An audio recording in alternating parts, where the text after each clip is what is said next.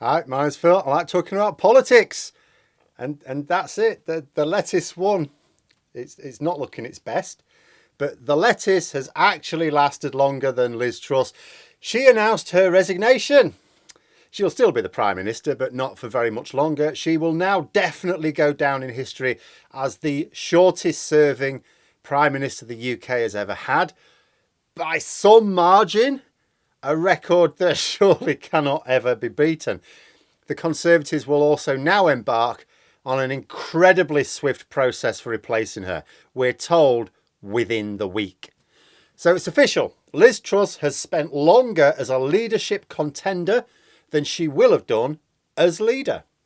But first, if you'd like to be notified of daily news and politics, please subscribe to the channel and click the bell notification icon.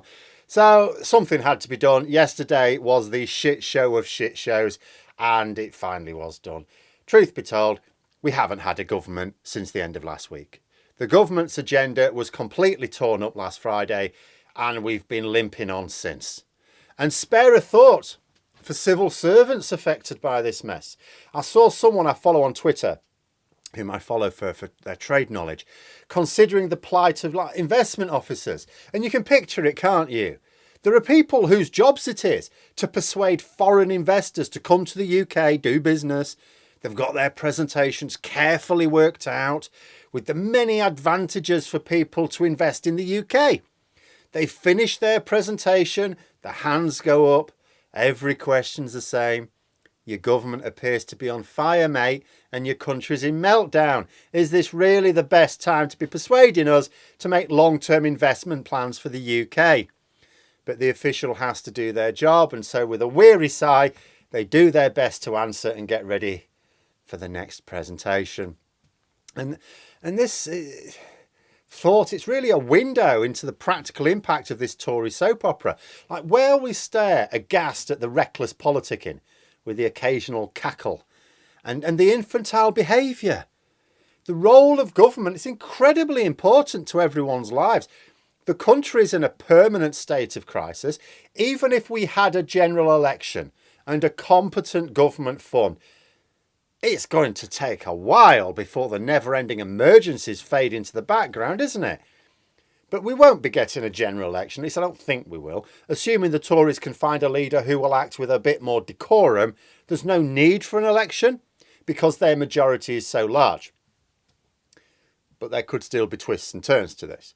Graham Brady of the 1922 committee has said that the leadership contest will take place in 1 week, that members are expected to be given a vote, but that the winner will be announced next Friday and the new Prime Minister in place for the following Monday when the budget statement is presented to Parliament.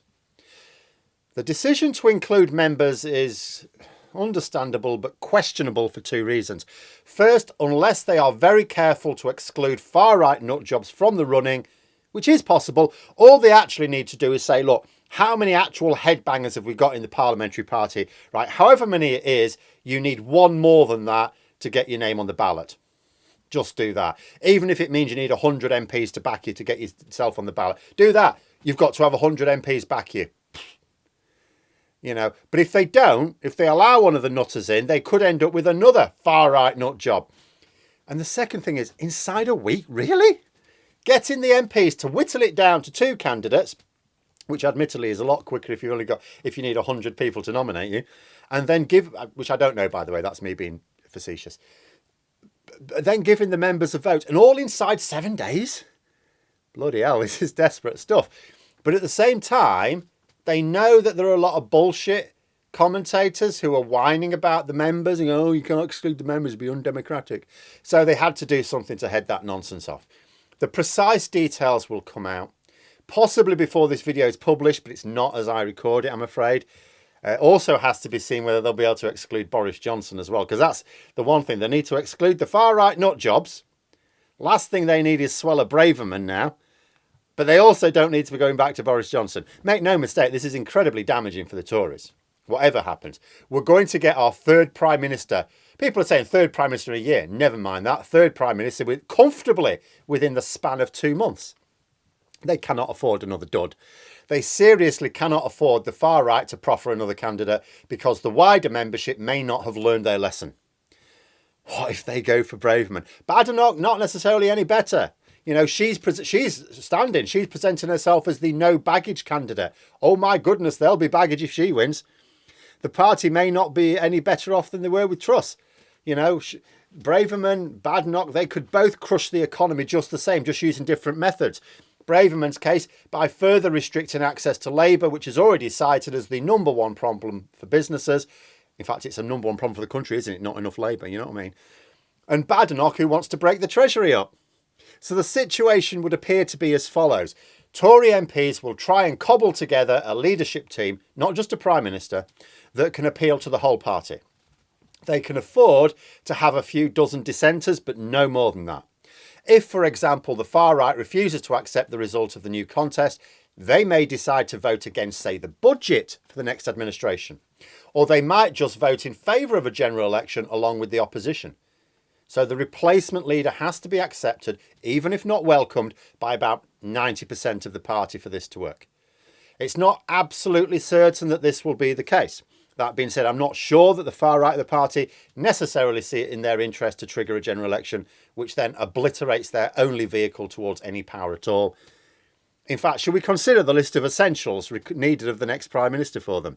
First, obviously, they need to command the confidence of the House of Commons. That's why it's not enough to have a majority of Tory MPs behind them.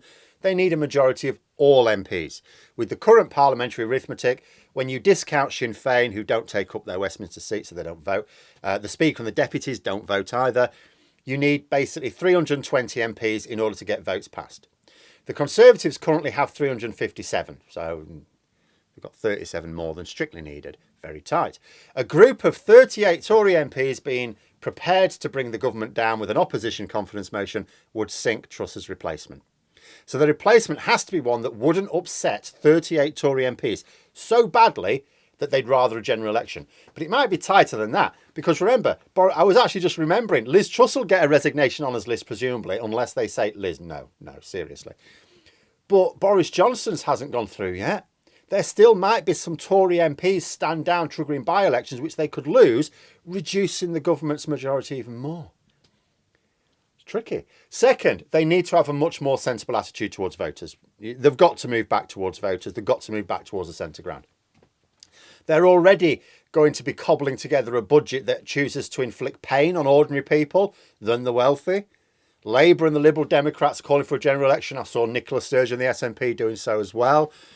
If the new leader puts noses out of joint by focusing on more culture war bollocks instead of paying attention to what voters really care about, then those calls for a general election will resonate with ordinary people. And the longer the Tories deny people, the more surely they'll be crushed when the time comes. So they need a leader who can persuade at least a lot of the swing voting public that normal service has been resumed and that there's no longer an urgent need for a general election because we're on an even keel again. Third, they obviously need to have a more realistic approach to economic matters. There's no capacity for stupid economic experiments. There wasn't before. There certainly isn't now. The new Prime Minister will blame global events, just as their predecessors did. They'll only get limited value from blaming Truss because she was still the fault of the Tories. So it has to be external events. So global events has to get the blame. But the reason for the economic collapse was investor confidence. The public might fall for this bullshit about global events, but investors don't. They know the score. They will want to hear of a plan that sounds credible to them. And finally, the new leaders need to have some sort of appeal. You know, the Prime Minister especially, on some level. I suspect that sensible Tories realise they're probably not winning the next election now. If they've got any brains at all, and recent events do cast doubt on that, then they'll realise that damage limitation is their priority. Like, if they lose 100 MPs, and that's actually a result for them at the moment. If they lose 150, that is actually pretty bad. But they can rebuild. If they lose 200 or more MPs at the next election, they're in very serious trouble. And not just because it'll mean they have no real influence in Parliament or that it would represent such a mighty majority for Labour, but because they might end up with very few talented leaders, intelligent leaders left to pick up the pieces. You know, once they do lose, unless they fancy being out of power for like 20 years, they need to rebuild. They will need proper leaders for that, not deluded demagogues. So they need to replace Truss with someone who will only lose them 100 to 150 MPs at the most, not someone who will lose many more. And they can't mess this up now. Imagine if they replace Truss with someone that they think will do the trick, but turns out to be a little better. You know, there are people right now, there are Tory MPs who are calling for Liz Truss to resign this morning, who backed her, who thought, well, I thought she'd be all right. You thought she would be all right? Are you well? I could see she wasn't going to be all right, and I don't know her as well as you do. So there could be ones doing the same thing now. Oh yeah, I quite agree that Truss was terrible. Oh, but this one will be really good. Oh yeah, we'll go for this one. If they do that, mess it up again, that's an existential threat to their entire movement for some time to come. Obviously, the Tory party is also now splintered into various factions, nothing holding them together. Brexit doesn't do it anymore. They'll all still vie for supremacy. I don't imagine that 90% of them are going to decide that now is the time to compromise for any sort of greater good, whether for the country or even their party. So expect the civil war to rage over the next week. Oh, it's going to be exciting times over the next week if it hasn't already been. Oh, and by the way, Boris Johnson's Privileges Committee investigation is starting properly next month. Oh, plenty coming. You know, and when the contest's over as well, I still expect some factions to rage when it's over, because the losing factions or faction will behave with the same sort of grace you'd expect of these petulant, privately educated ne'er-do-wells. But there we are. That's the situation at the moment. Those are my thoughts. Let me know yours in the comments below. Hope you found the video interesting. If you did, please click the like button. And if you'd like to support the channel further, the join button for memberships. And until next time, I'll see you later.